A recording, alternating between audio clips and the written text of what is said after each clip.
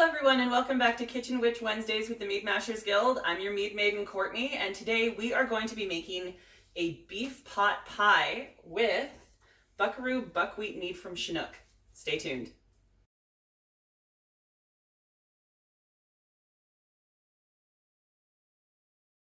Alright, so we're starting out. I'm melting a little bit of the beef fat because we made a little bit of roast. And if anybody knows anything about beef, you know that the flavor is in the fat. Sorry people, if you're looking for a diet-friendly recipe, this ain't it. So we're gonna melt that down and we're gonna saute our celery, our carrots, and our onions in it, so mirepoix, to create the base of this pot pie recipe. In this pan here, I have bacon that's starting to saute a little bit. And I'm going to saute that lightly with mushrooms. That's going to ensure that the mushrooms soak up the flavor of the bacon, and it's going to add a lot of flavor to this dish. So let's get our vegetables. As you can see, the celery and the carrots are pretty finely minced, and the onions are a little bit bigger. As long as you try to keep everything relatively bite-sized within this, you should be golden. So get that in there. Now this dish it's a cast iron dish, and it will be going into the oven after it's gone off the stove. And that is part of the reason why I absolutely love cast iron. So as this is sauteing, I'm going to add salt, pepper, and a couple different herbs and spices. So we're going to start out with Himalayan pink salt, a couple pinches of it. It's really to taste. If you're trying to reduce your sodium, you could leave out the bacon and the salt, but you're a soulless creature and I don't want to know you. Add a couple turns of fresh cracked black pepper. And by a few, I mean a lot. Going, and good.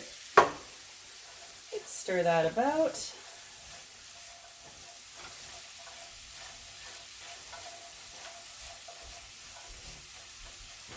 Now I'm going to add 1 teaspoon of thyme leaves. Try to get that on the vegetables and not the spatula.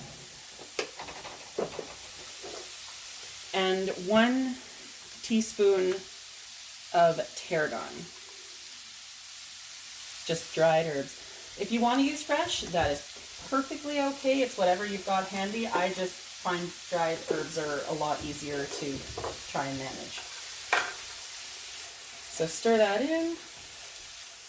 Already we've got a pretty amazing smell coming from the stove.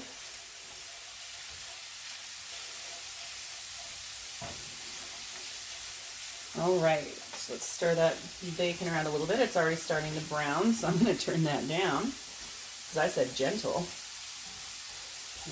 Apparently I'm a liar. All right. So we're going to add, and there's a mushroom apparently wanted to be free. 1 little container of just cremini mushrooms. You can use white mushrooms. You can use portobello. It's really up to you. I just like the flavor of cremini, and the price point of portobello usually is a little bit much for me. So we're going to saute those together.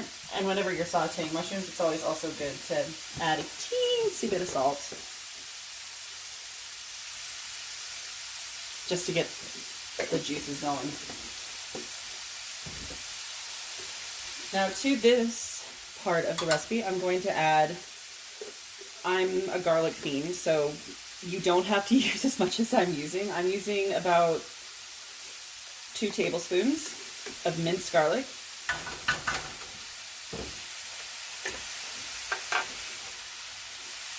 And oh, it is already smelling so amazing in this kitchen. So we're going to take a quick break from filming, and when we come back, the vegetables will be all sauteed and we will be ready to start the next part of the recipe.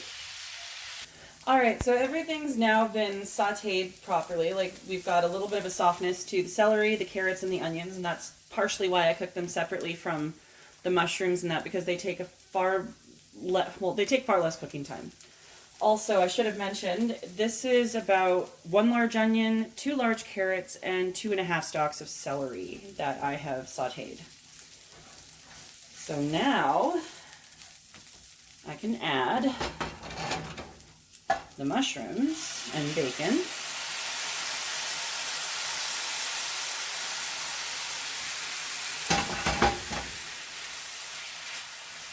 Stir that in. This is already, oh, I could already put this in a bowl and eat this as is.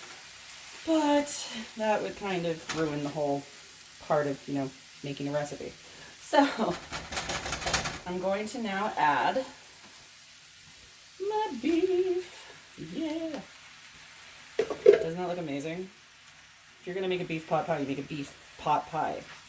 None of this namby-pamby 2-3 pieces of beef in a bite. Bullcrap. Stir that around. Now, typically you don't want to add raw beef to anything that's like a stew or a pot pie. You want it to have been cooked a little bit, because most recipes, if you add the beef raw to a dish and then you go to cook it, it still ends up being quite tough, and the only choice you have is to overcook it or chew on shoe leather. So I've opted for no shoe leather and cooked my beef a little bit ahead of time. This was just a roast that we cut into little tiny cubes after it had been put through the Instant Pot for a little bit to quickly just get a base cook on it. Now that would probably been a generous 3.5-4 cups of beef pieces. So to add a little bit more flavor and body to this, we are going to add some mushroom broth. I find mushroom broth with any sort of beef dish just adds so much flavor to it, and it's delicious. So tasty. I'm probably going to end up having to add a bit more because obviously if it's pot pie, you want a decent gravy going on, right? Just kind of gauging it.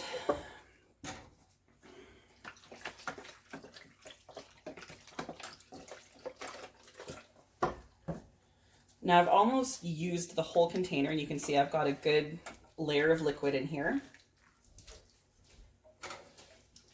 I also am going to add, and this is my personal thing, you do not have to do this. I'll just use the spoon I used for garlic. I add hot sauce to anything like a beef stew, beef pot pie, any type of thing, and I don't know why, it's magic to me. I'm just using a little bit of Valentina. You can use whatever you want. I just find this is a milder sauce, so it adds flavor as opposed to, you know, mouth-numbing, life-hating heat. And that's about 2 tablespoons worth. I'm just going to stir that through. Now, to this is where we add our mead. So I'm going to take, I had a measuring cup here.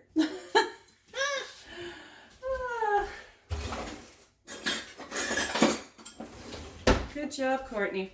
All right, so I'm going to take 1 cup of our Buckaroo Buckwheat Mead from Chinook Meadery and put that in.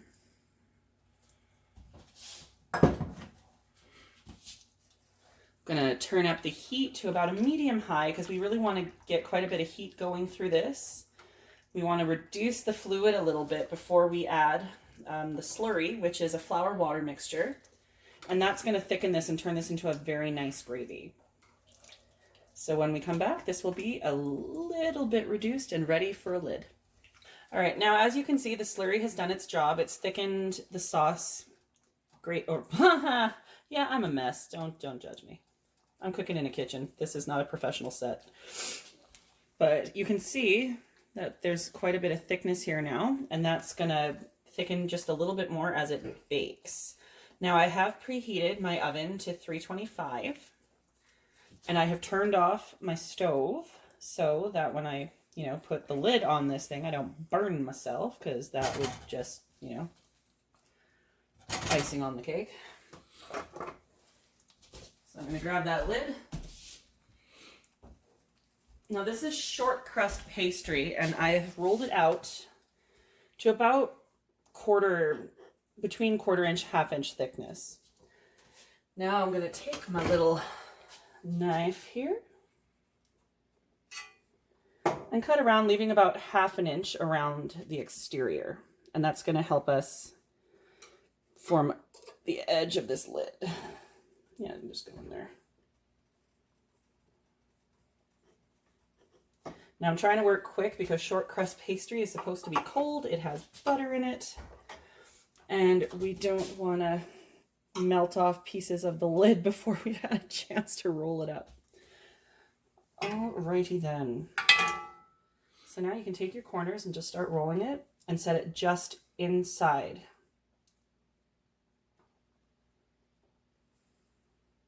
It doesn't have to be pretty. I like to go with what we call rustic, which means I don't have the skill set to make it pretty. So I call it rustic. Roll that around. I know this is riveting stuff.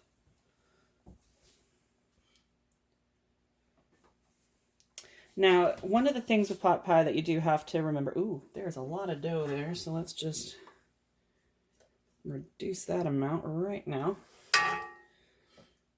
One of the things you do have to be aware of when working with a pot pie is you do have to create vent holes. What this will do is it'll allow excess air and heat to escape out the top of your crust. And it'll keep it from boiling over the sides, which is what we do not want.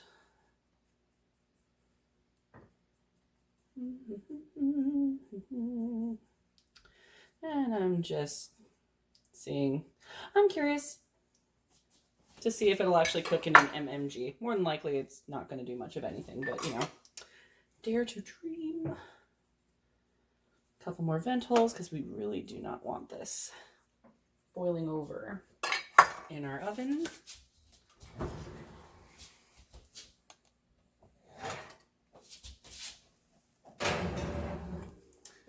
And it's going to stay in the oven for about 1/2 hour to 45 minutes until the crust is golden brown and then ready to dig in. And here you have it, finished product. You can tell the crust cooked perfectly. It's golden brown and it is solid. This is going to be so delicious. We're just gonna put a cut into there. Oh my God, that crust is so flaky. And I'm not too worried about the pan because it is cast iron.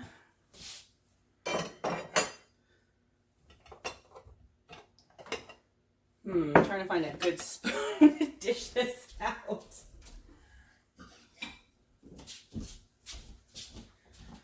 All right.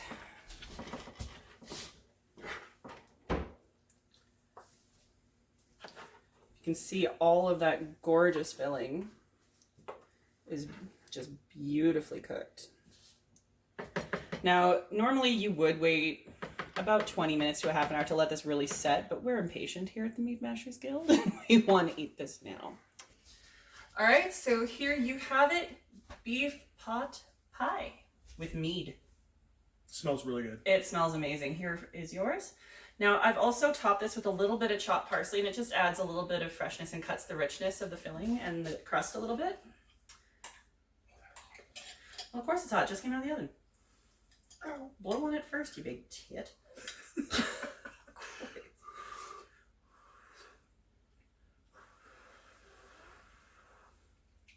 Oh my God. Oh yeah. That's happiness in a bowl right there. Oh yeah. That is hearty. So this would be good for cold day, cold winter day. I mean, today has actually been decent weather aside from the last month of solid rain. Yeah, that was fun time for a lot of us. But no, that's definitely full and hearty. Yeah, it is. It's quite delicious. Now, I don't know if I mentioned that for the crust, I went online and looked for a short crust recipe. Short crust is pretty basic. It's easy to make. It's basically just butter, flour, water, salt. That is it. Wow. As his eyes roll in the back of his head. So thank you for joining us this week for this recipe. Stay tuned for next week's recipe, we're going to be using a different mead and making a dessert. I'm really looking forward to that, but I mean, I don't look like a guy that does not like dessert. But no, like, we'll leave in the description below, we'll leave a copy of Courtney's recipe, as well link to Chinook's meadery with the mead, which you can check out. We will be doing a tasting, or previously doing a tasting again, which depending on the week this happens.